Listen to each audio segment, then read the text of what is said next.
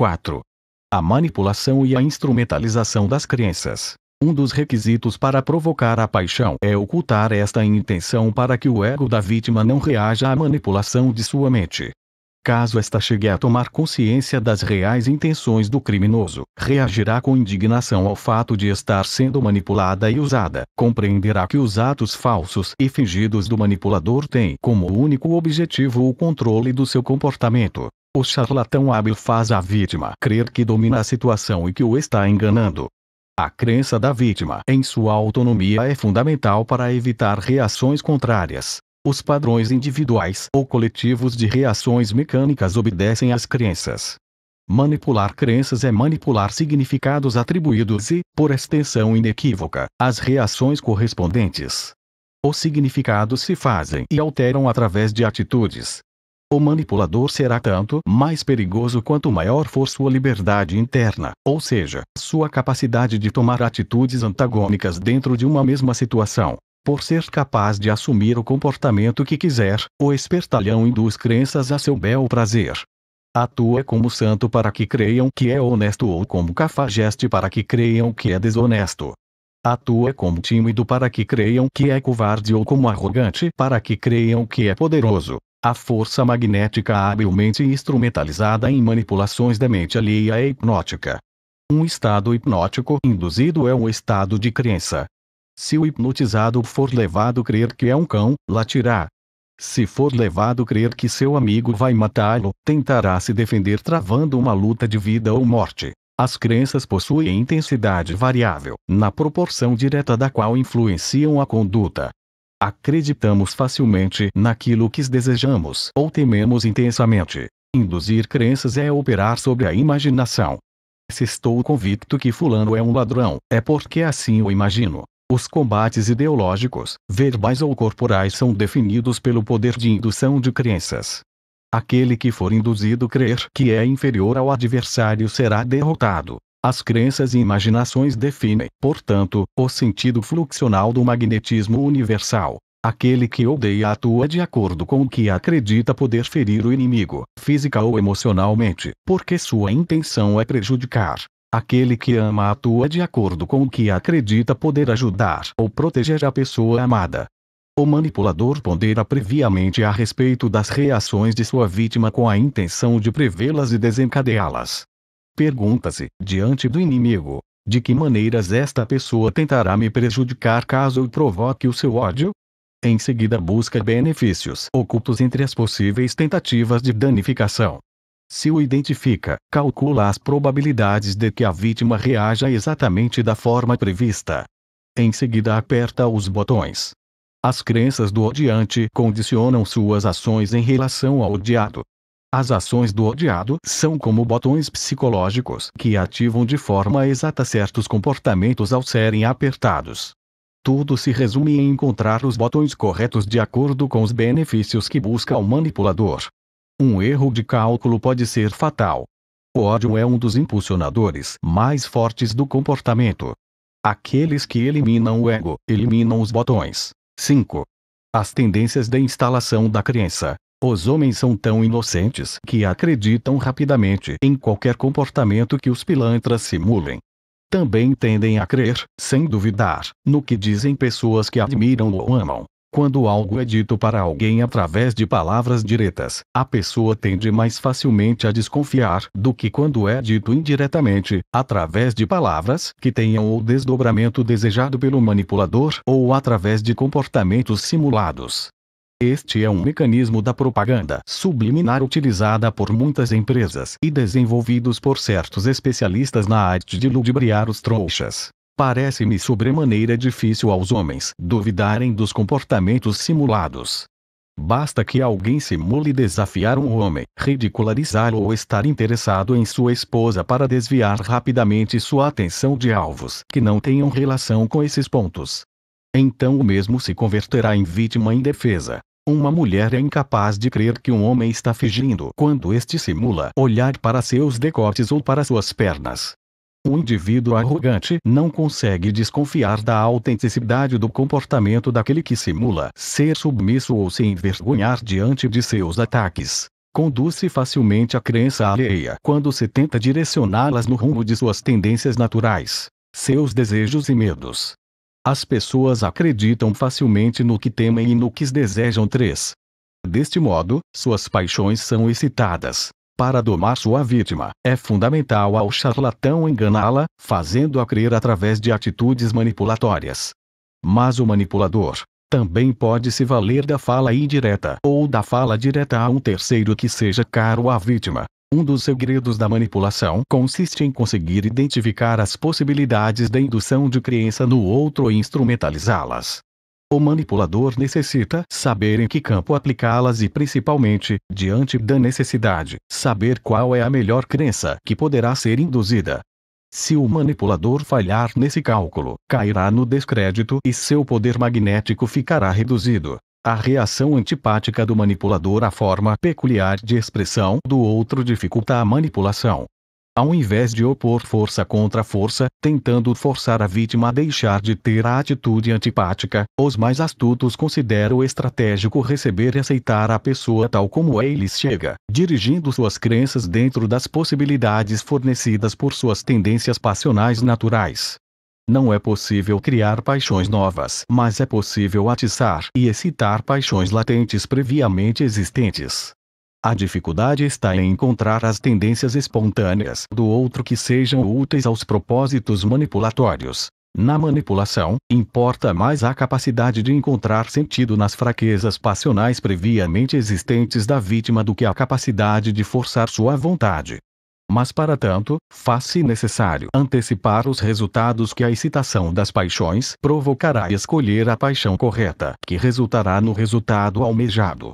Trata-se de um cálculo em que um pequeno erro pode ser fatal. A miopia em detectar os efeitos de uma paixão excitada pode fazer com que os mesmos sejam revertidos contra quem tentou desencadeá-los. Daí a importância, nos casos de legítima defesa em que desenvolvemos os feitiços e desarticulamos manipulações, de termos uma consciência penetrante e envolvente, que consiga captar os fatos com abrangência e profundidade para minimizar o risco dos efeitos colaterais e, ao mesmo tempo, sermos altamente resistentes ao contra-impacto magnético do manipulador que estiver sofrendo os efeitos do retorno especular. O contra-impacto magnético é o efeito colateral da tentativa de fascinação e pode surgir como reação consciente de defesa legítima por parte daquele que está recebendo o contrafeitiço.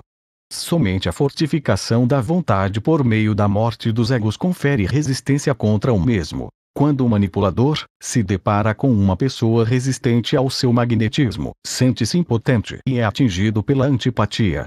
O caminho para não termos nossas crenças manipuladas é isolar o manipulador em suas tentativas de manipulação, para que ele perca o seu tempo com vãs tentativas solitárias. 6. A natureza da paixão. A essência da paixão é a necessidade. Aquele que está apaixonado necessita do objeto de paixão e não suporta a sua falta. O objeto de paixão sempre é visto como superior pelo apaixonado e jamais como inferior ou igual. Daí sucede que o repúdio intensifica o desejo do repudiado. Desejamos aquilo que acreditamos necessitar, mesmo que seja apenas para o nosso bem-estar. Não há desejo sem necessidade, ainda que apenas psíquica. Quando não desejamos algo, não precisamos daquilo. E se temos aversão, precisamos do afastamento. As mulheres amam alucinadamente os homens ricos, famosos e poderosos, porque eles não necessitam delas. Os homens desejam ardentemente as mulheres lindas porque elas não necessitam deles. Sabendo disso, há pessoas que manipulam as paixões alheias e submetem o próximo a torturas emocionais. Através das atitudes, comunicam subliminarmente ao outro que estão em posições vantajosas e não necessitam de ninguém, inclusive no sentido afetivo erótico. As pessoas que exercem sobre o sexo oposto atrações poderosas comportam-se como se tivessem à sua disposição, a qualquer momento, os seres mais interessantes e desejáveis do mundo. Deste modo, sugerem sutilmente, de maneira quase invisível: não preciso de você porque disponho do amor e do desejo de pessoas muito melhores. o inconsciente das vítimas, então, acredita que estas pessoas altamente atraentes sejam quase sobre-humanas e escondam algum segredo maravilhoso, prazeres inimagináveis e amores inefáveis. Este é um motivo pelo qual as mulheres se lançam com tanta determinação na conquista de um homem quando sabe que ele dispõe de uma companheira maravilhosa, que todos gostariam de terça-feira. O processo de apaixonamento é o processo de instalação de uma crença através da imaginação exaltada. A crença de que o outro é infinitamente superior a nós e um caminho para a realização de todos os nossos sonhos. Portanto, no jogo da paixão vence aquele que possui mais força interna e não se deixa fascinar. A oscilação intencional entre atitudes opostas é uma artimanha do elemento ativo, apaixonador, para estimular a paixão da vítima até a loucura. É aplicada por meio de estratégias práticas que variam infinitamente. As estratégias consistem, muitas vezes, em enviar sinais opostos ao inconsciente do elemento passivo de modo a confundi-lo e submetê-lo. Vejamos alguns exemplos. 1. Marcar o encontro, aparecer e tratar bem a pessoa de modo a encantá-la. No dia seguinte faltar e apresentar uma desculpa a tempo, antes que o elemento passivo se polarize na aversão. 2. Maltratar levemente o apaixonante e agradá-lo após algum tempo, antes que se polarize na aversão. Aquele que tenta encantar sem ter a força interna necessária para resistir aos efeitos colaterais do encantamento é fulminado pelas forças que desencadeou. Se um homem quer fazer-se notar por uma mulher que o despreza, basta fazer algo que a desagrada. Será imediatamente notado e marcará a sua imaginação na proporção da ousadia do ato desagradável. O excesso na ousadia de tal ato ou um erro qualitativo na direção do mesmo, porém, será destrutivo a esse homem. Se, além de fazer-se notar, ele quiser aproximar-se dela, terá que contrabalançar o ato desagradável com atos favoráveis à mulher. A dosagem e a forma como os atos contrários se combinam somente pode ser determinada pela experiência, pelo conhecimento específico da personalidade sobre a qual se opera e pelas circunstâncias específicas em que se dá a operação magnética. Mulheres e homens experientes ou que sofreram muitas vezes com o apaixonamento, desenvolvem grande resistência ao encantamento. Administram os opostos à vontade porque não temem perder o parceiro. Dificilmente caem nas garras de elementos apaixonantes porque estão protegidos pelo ceticismo e duvidam do comportamento simulado do manipulador. A superação da barreira manipulatória imposta pelos jogos de atitudes contrastantes é alcançada quando o fluxo hipnótico é devolvido ao emissor. A devolução requer 1. Que a vítima apaixonante perceba a intenção das estratégias do outro. 2. Comporte-se como se não tivesse ciência do que se passa. 3. Conquiste a independência interna, conseguindo ser indiferente tanto às manifestações de amor como de desprezo. 4. Administre os sentimentos do apaixonador com suas próprias estratégias. A vítima apaixonante é mantida constantemente na dúvida através das atitudes contraditórias do apaixonador. Um mistério é criado e mantido a todo custo por meio de atitudes incoerentes e contrastantes.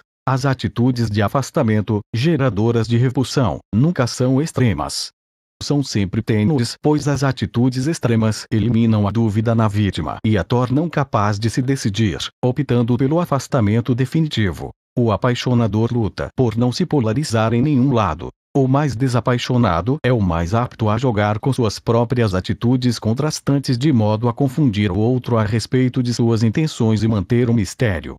Então a vítima será incapaz de tirar uma conclusão definitiva a respeito do que o outro sente e do valor que confere à relação por não ter parâmetros coerentes para julgar. As atitudes são tomadas em função do que acreditamos e se os dados forem contraditórios, não conseguiremos acreditar se a outra pessoa nos ama ou nos despreza. Não obstante, o manipulador sugere à vítima, sem lhe dar certeza, que a ama e não de que a odeia.